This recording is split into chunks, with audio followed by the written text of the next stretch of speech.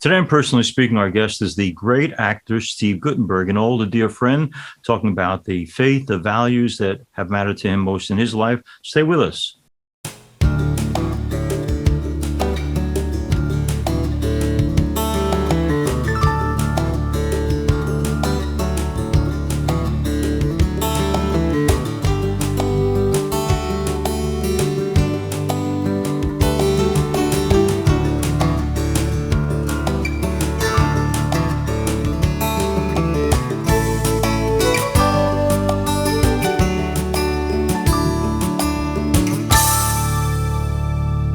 Hello and welcome to Personally Speaking. I'm your host, Msgr Jim Lisante, and actor Steve Guttenberg joins me now. Steve was born in Brooklyn, New York, and eventually moved to Massapequa on Long Island.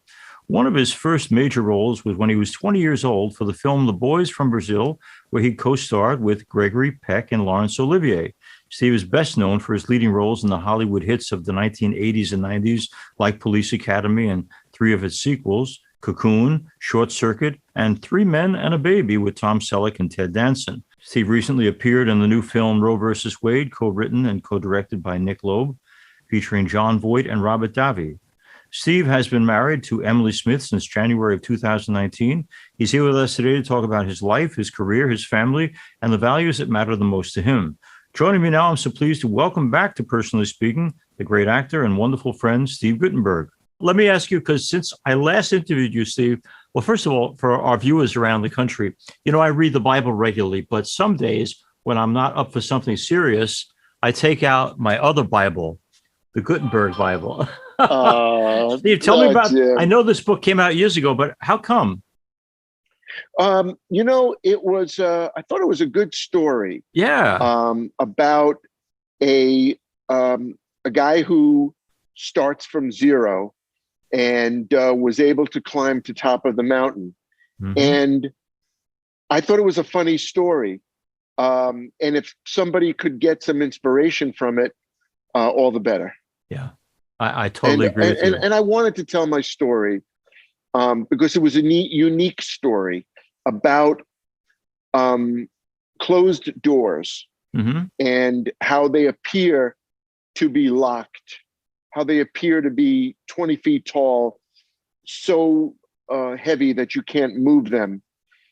But the power of belief, the power of faith, yep, is and love is so extraordinary that it makes a blind man see. I like that. I like that a lot. There's a place down the block from here, pizzeria, where Paul Santoli works. And he tells me last year, I'm leaving Massapequa to go to Los Angeles because I want to make movies. And he's out there now. But I said, there is a precedent for that. A kid from Massapequa who had the chutzpah to go out west and make an amazing career for himself. So I was telling about your story because you give people hope and inspiration in so many ways. And Guttenberg Bible does that as well. Since we last had you on a program, Steve, you've done something remarkable, which is to say you've gotten married. And I'm always amazed that anybody can have the courage to get married because you're betting on a future that you don't know. So what I do in my church when I'm marrying people, I ask them to write me, an essay on why of all the people they could marry, why is this the one? And you probably may remember that because I married both your sisters. But I mention that because if you had to write about what are the primary reasons you took the risk of marrying Emily, what has she got that you thought, I want this in my life permanently? She is a calm person who is nonplussed. She's impressed, but she is extremely level-headed. Mm-hmm. And I think that's what attracted me to her. When we met, it wasn't fireworks. It wasn't a 10. It was a 3 or a 4, and it grew. And I thought that was very healthy. And I think timing-wise, it was right for me. I hadn't been married in a long time. I was looking for a future, and I could have easily stayed a bachelor. And something in me said, try for something that's double a bachelor. Mm-hmm. And, getting married later in life is much different than when you're younger. I think God gives you a few interesting gifts. One is, I think ignorance is a gift. Naivete is a gift. So when you're 20 years old, a lot of people get married young. Yeah. And it's a good thing to get married young. You're able to build a relationship with somebody when you're 30 years later, you're together. You're able to have children young. And by the time you're 50, they're grown. And you can still have a terrific life. I wasn't as lucky. And it was my first marriage. Did you marry me and my first wife? No, you had my friend Rabbi Nathaniel Schwartz do that. Rabbi Schwartz did it. Yeah, and because your sister's married two Catholic guys, I got to be there for them, but I didn't have that first one, so I can't take credit for the first marriage for you. That's for sure. No, you can't. No, you can't. You can't. Oh, the blame. But my second marriage is more thoughtful, and it's different. When you get married later on in life, you've already got a lot of circles on the tree trunk that person hasn't been part of. Mm-hmm. So it's challenging, and it's a different type of marriage. But I would say that not only the qualities that Emily had, it was the qualities of the time and the time for her. Right. So it's a little bit of a business merger when you're marrying later on in life. Right. You're bringing together what you both have done. But I love her, and I think that I wanted to make her happy, right. And that is a great reason to get married. Now, while Steve and Emily don't have right now their own children, nonetheless, Steve is sharing a title that I enjoy. He is a super uncle. Now, tell me about being a super uncle. How often do you get to see the rest of the family? Well, as often as we can, because we live out in Arizona now. Okay. We still have a home in Los Angeles, so we spend 3 weeks in Arizona. And then we drive once a month to Los Angeles and spend a week there at our home there. And my nephew, Danny, lives out in Los Angeles, and he's Judy's son. Okay.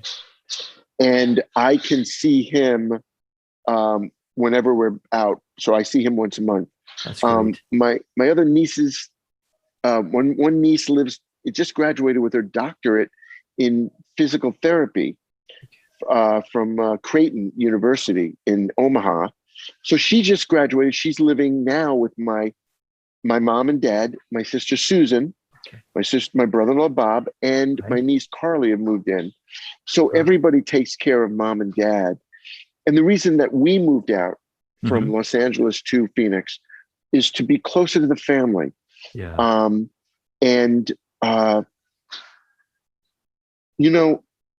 I'm pretty introspective, as you know me. Yeah. You know me for 30 years or more, 35 years.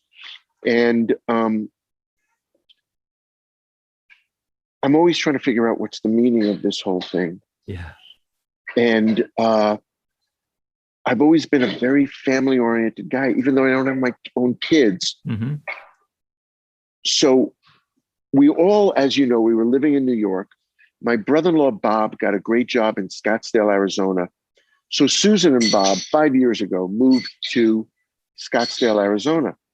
My parents, as you know, lived across the street. And my sister said, why don't we build a bigger house and you and mom can live with us? It was a hard decision for them, but they decided to do it. Mm-hmm. They moved out there, and I was living in New York City and with Emily. And 3 years ago, we decided I wanted to be nearer them because I was flying out for a month at a time, living in New York a month, living in Arizona for a month. And then we decided to move to California, which was not Arizona, but it's close. We lived there for a year, and I'm sorry, 2.5 years. And then only 7 weeks ago, I decided to get an apartment here in Phoenix because I want to see my mom and dad every day. Okay. So Emily was lovely enough to be flexible enough to move here to Phoenix. So I get to see now my niece every day because I go to see my mom and dad every day. No matter what, I see them every day. And my other niece, Jenny, and my other nephew, Jack. Jackie's going to graduate Temple University. And my niece, Jenny, is a vice president at 25 of Citibank, a junior vice president. So I don't see them I haven't seen them they've come out here actually for Thanksgiving, but I haven't been back east since before the pandemic. Okay. So I see them as, that's how much we see each other.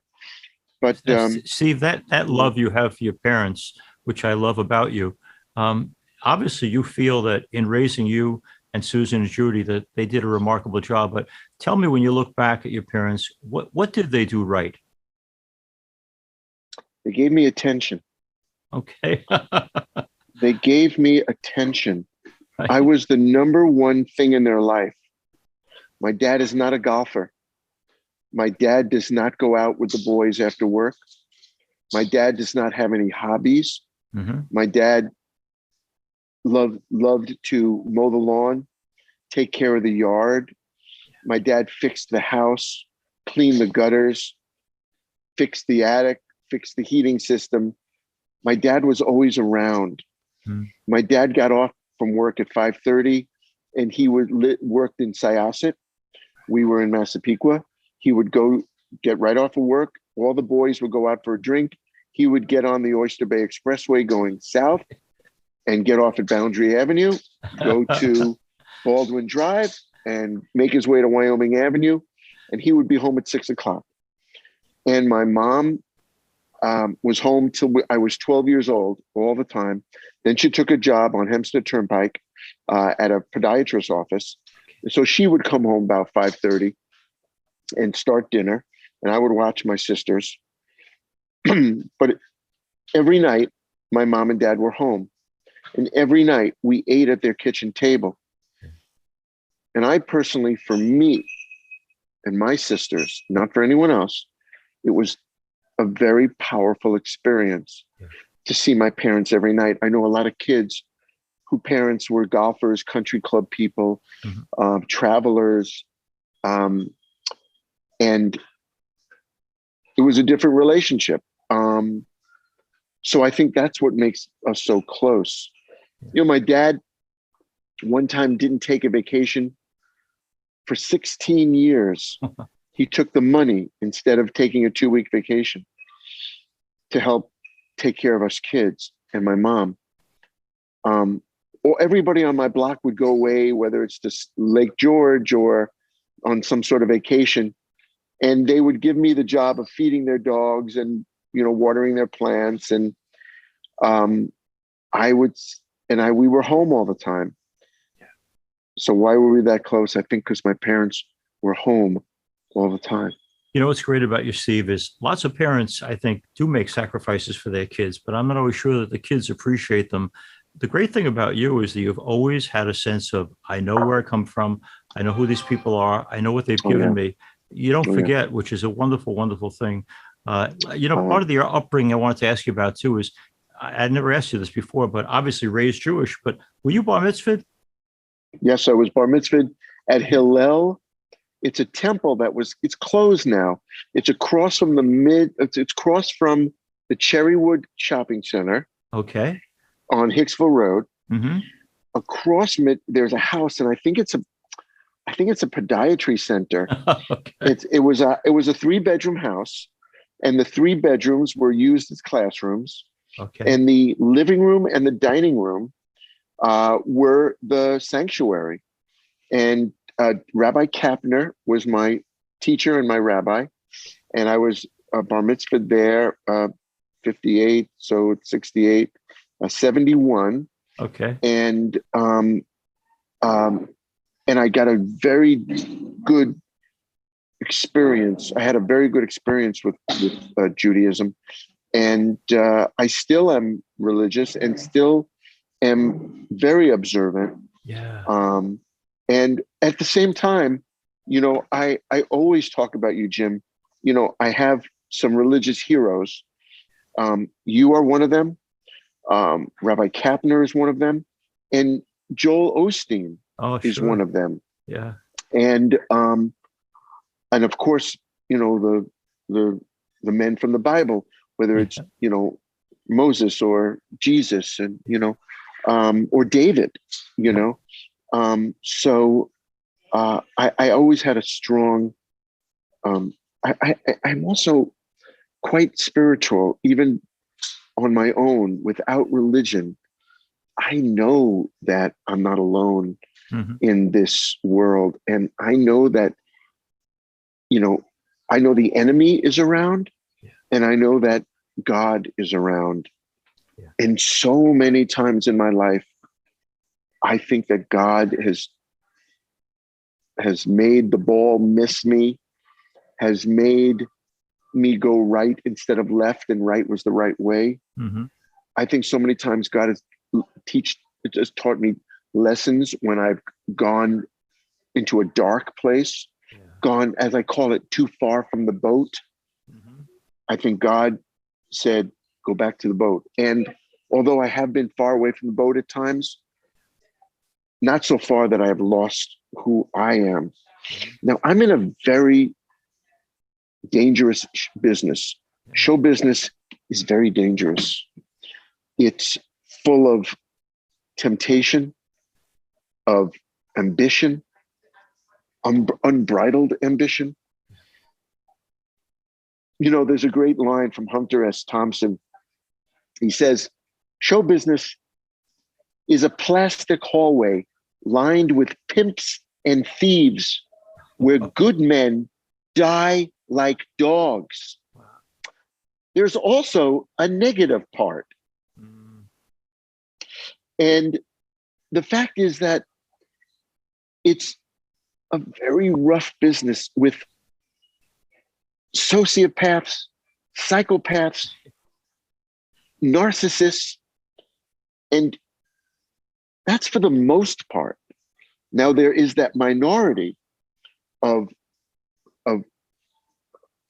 great artists, good-hearted people, thoughtful people, but they're in a minority in that business. And I'm proud of the business and what it's done for me. But like no other business, maybe finance, high finance, it can take you places where you should not let you go, as James Taylor would say. Where I find myself to go, where I should not let me go. I forgot what song it is. Maybe it's in my mind, I'm gone to Carolina. That's right. He talks about going places you should not let you go. And in show business, I've been to those places, but luckily I've looked around and said, I better get out of here. One time I was working for Robert Evans, who's a very famous producer. Sure. You know who he is? Yeah. And he invited me to a party. And some of the people are still alive, so I won't say who they were. But it was a very, very dark and temptation-full party. And I was walking around and I walked into some rooms and saw things I probably shouldn't see, actually shouldn't see. A few big movie stars looked at me and went, they were so angry that I saw what I shouldn't see. And Robert Evans brought snow in. It was one of those kind of parties, And Mr. Evans and Bob came over to me one time and he said, Stephen, it's time for you to go. And I said, what are you talking about? It's 11:30. The party just started. He goes, no. You are far too young for what's going to happen tonight. Wow. And he walked me down the driveway where I parked my Toyota Corolla because I didn't want to pay for valet. Right. I didn't want to give a tip. I didn't have money for a tip. And I got in my car and I went home and I thought, man, I would have loved to see what that is. But, you know, The so power above anyway, took good care of you. Steve Guttenberg is our guest. Steve, everyone who interviews you says the same thing. Oh, he's the nicest guy in the business. Do you have moments when being nice is a challenge? And if you do, how do you get back on the horse? I'm not the nicest guy in the world. I am not. You know, cross me and I'm not a nice guy. You know, I'm from Plain Edge, Massapequa. You know, we're South Shore guys. You know, South Shore guys are lovely guys, but But don't cross them. don't take don't reach and get a guy's wallet or you know. Um, and I have a temper. Um, I I I have thought processes, which I'm wondering is that guy going to harm me or bother me? You know, you're on the subway, you try to be as nice as you can, but you have to realize a great one my grandmother told me, and my dad always says, is give sugar to the sweet. But those who aren't sweet, you know, Marianne Williamson had a great line. They're going to learn, not today and not from you, but they are going to learn, but not today and not from you. So they're going to learn. You might be the middle rung of the ladder. So when they get to the top, they're going to be nice people. But in the middle of the ladder, when they have to climb on your head and you're telling them how to be a nice person, they're not going to learn. Right. So you have to have skin of steel. Now I'm getting much better every day at understanding that everybody's fighting a battle. So the guy who cuts ahead of me, maybe when I was younger, I'd say, hey, buddy, get away. But I realize one person in front of me in line isn't going to change the amount of time that I'm going to be online that much. Yeah. Somebody who wrongs me or does the wrong thing, it's, you know, a guy called it the educator years ago. Actually, it was a famous comedian. And he was talking, you have a thought. And before it comes out your mouth, it goes through the filter, the educator. So when you think, I want to lose my temper, it goes through the educator. Whoa, whoa, whoa, Stephen, relax. There's no reason to lose your temper. Maybe this person had a bad day. So the guy takes my parking spot, and I've been looking for this parking spot for 20 minutes. Right. Now, instead of yelling, hey, buddy boy, you know, we got a problem, I'll say to him, the problem, hey, buddy boy, we got a problem. And it'll come out as, excuse me, sir, I was waiting for that parking spot. Right. And he might say, well, you're not getting it. So I know that no amount of arguing is going to get me that spot. Right. He's parked his car. He turned his car off. So, okay. So for the most part, I believe be really nice to people. And it feels good to, here's the thing too. I want to like myself. Yeah. This experience I'm having right now is a great experience. I'm going to bring that to my next experience. So I'm having a wonderful experience seeing my old pal Jim and, you know, Msgr, and I'm loving seeing you. So I'm going to walk out and I'm going to bring that with me. So if I have an experience where I lose my temper with somebody or I do the wrong thing that I'm not proud of, I got to think of the future, go, will you be proud of that action? Mm-hmm. So I say to myself, to be proud of my action, I want to handle things really well. So 7 out of 10, I handle really well. Okay. And that's, I think, being a nice guy. And everyone says, oh, you're a really nice guy. But there's plenty of people who say, he's not so nice, you know, especially, you know, in business and things like that. I'm pretty firm, you know? Yeah. I want to thank Steve Guttenberg for being with us. You know, he's from the Massapequa area, as I mentioned. Now, as he was talking about that car parking experience, I was thinking there's another guy from Massapequa who had someone take his space recently in New York City, and he didn't take it as well as you. Oh, You're clearly not he's- a Baldwin, that's for sure. You are a Guttenberg, and I'm happy you are. Steve, I'm so grateful every time you're willing to share the process of life, the experience you put into being the person you are. You never suggest that you've come to a point where you've arrived and it's all settled. You're always growing, evolving, learning, and there's a beautiful heart in the middle of all that. And I thank you for sharing your heart with us. My love to your family, and when you're next on Long Island, lunch is on me. Jim, we're going to come in, and when we do come in, I can't wait to see you. And I apologize for not being in touch. And you're one of the friends in my life that will be forever. And you've always given me gentle reminders and gentle direction in life. And that's what a friend does. And you've been such a good friend to the family and to me.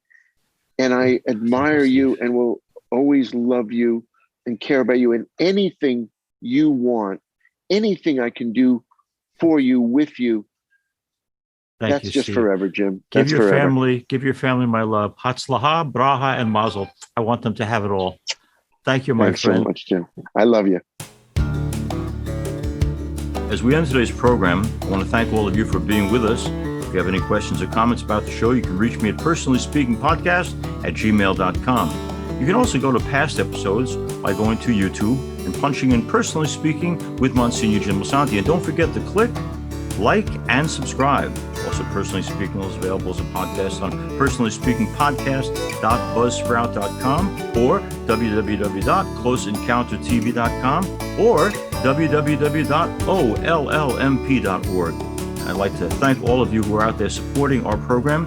Personally Speaking is also on Facebook at Personally Speaking with Msgr Jim Lisante. Please share and let others know about Personally Speaking. Personally Speaking is made possible by the generosity of many. I hope you'll be one of the people supporting our program. I'm privileged to serve as host and executive producer of Personally Speaking. Our producer is Lisa Jandovitz. Thanks so much for joining us. We'll be with you again next time on Personally Speaking.